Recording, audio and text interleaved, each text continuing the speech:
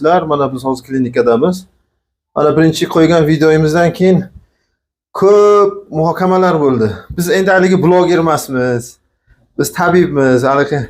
Har xil fonlarda muzikalar qo'yib boshqa qashqa emas, shu tabiiy holatda, tabiiy. Hayrat aka turing. Sizga ko'pchilik xalqning savoli bor ekan. Действительно ruschasiga aytganda, haqiqatdan ham shu asalari bilan grijani davolasa bo'lar ekanmi, yo'qmi? Bo'ladi. Nega bo'lmaydi?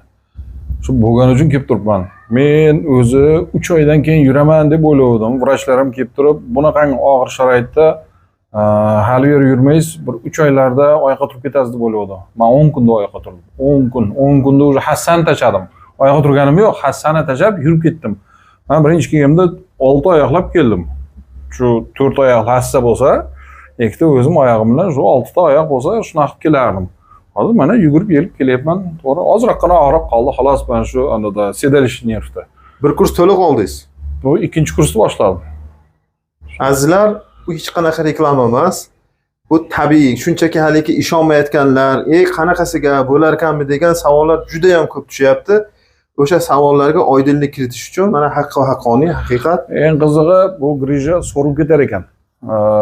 Asalari chaqqandan keyin so'rilish protsessi boshlanib, ertaroq so'rilishga imkon yaratilar ekan.